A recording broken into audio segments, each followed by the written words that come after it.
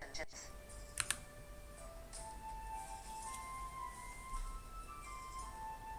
A fairy tale by the Brothers Grimm.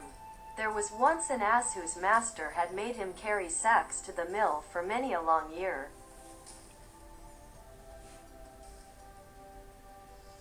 When he had gone a little way, he found a hound lying by the side of the road panting, as if he had run a long way. "Now, hold fast, what are you so out of breath about?"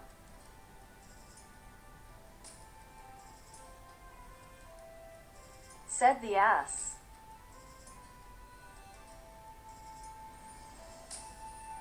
"Oh dear," quote,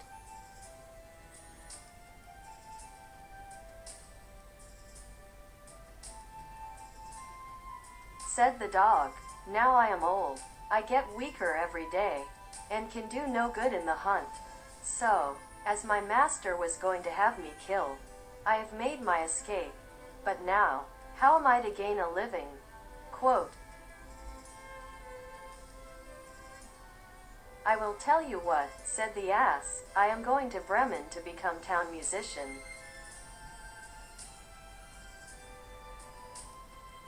You may as well go with me, and take up music too. I can play the lute, and you can beat the drum." And the dog consented, and they walked on together. It was not long before they came to a cat sitting in the road, looking as dismal as 3 wet days. "Now then, what is the matter with you, old shaver?" said the ass. "I should like to know who would be cheerful when his neck is in danger," answered the cat.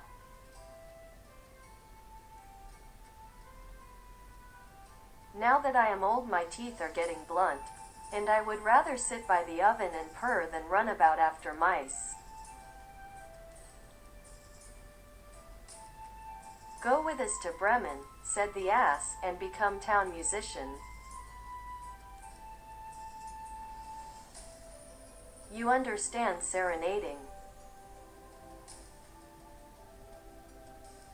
The cat thought well of the idea, and went with them accordingly.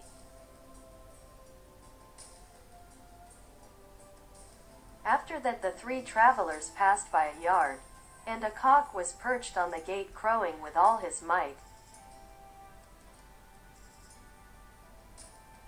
"Your cries are enough to pierce bone and marrow," said the ass. "What is the matter?"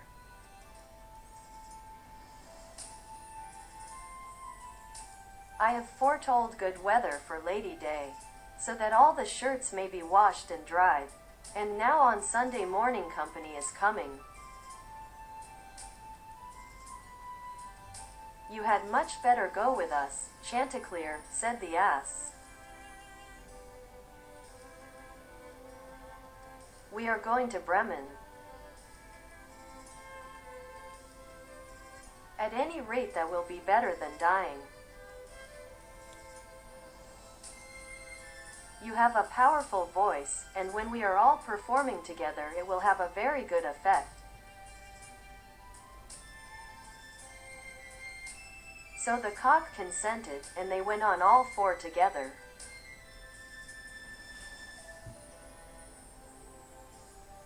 But Bremen was too far off to be reached in one day, and towards evening they came to a wood, where they determined to pass the night.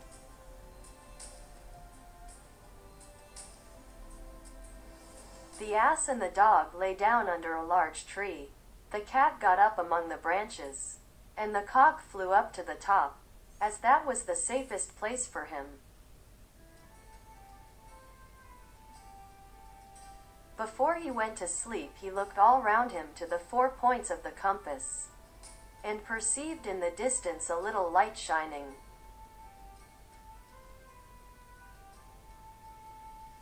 And he called out to his companions that there must be a house not far off, as he could see a light. So the ass said.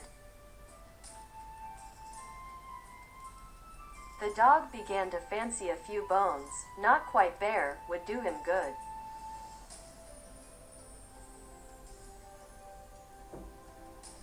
And they all set off in the direction of the light, and it grew larger and brighter, until at last it led them to a robber's house, all lighted up. The ass, being the biggest, went up to the window and looked in. "Well, what do you see?" asked the dog. "What do I see?"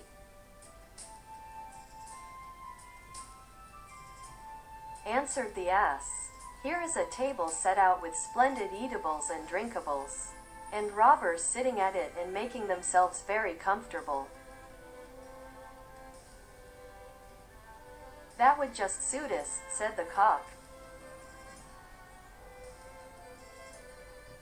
"Yes, indeed, I wish we were there," said the ass.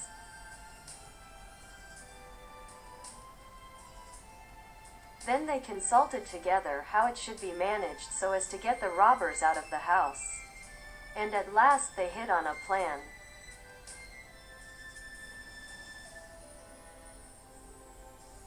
The ass was to place his forefeet on the window sill, the dog was to get on the ass's back, the cat on the top of the dog, and lastly the cock was to fly up and perch on the cat's head.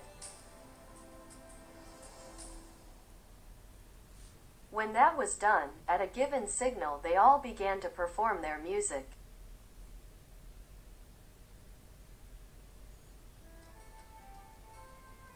The ass brayed, the dog barked, the cat mewed, and the cock crowed. Then they burst through into the room, breaking all the panes of glass. The robbers fled at the dreadful sound. They thought it was some goblin, and fled to the wood in the utmost terror.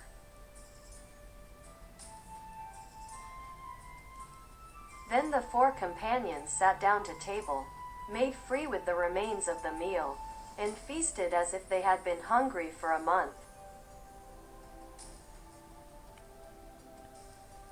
And when they had finished they put out the lights, and each sought out a sleeping place to suit his nature and habits.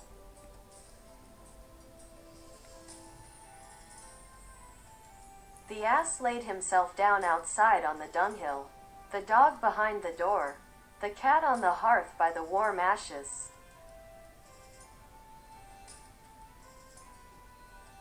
When midnight drew near, and the robbers from afar saw that no light was burning, and that everything appeared quiet, so one of them went, and found everything quite quiet. He went into the kitchen to strike a light. But the cat, not seeing the joke, flew into his face, spitting and scratching. Then he cried out in terror, and ran to get out at the back door, but the dog, who was lying there,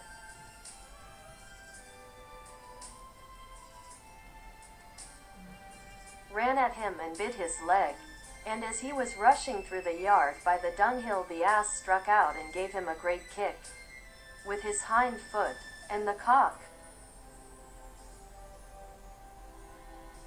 Then the robber got back as well as he could to his captain, and said, "Oh dear! In that house there is a gruesome witch. And I felt her breath and her long nails in my face. And by the door there stands a man who stabbed me in the leg with a knife. And in the yard there lies a black spectre." And so I ran away from the place as fast as I could.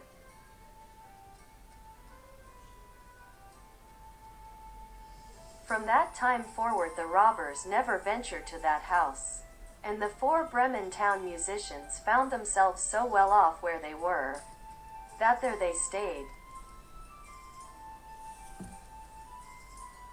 And the person who last related this tale is still living, as you see.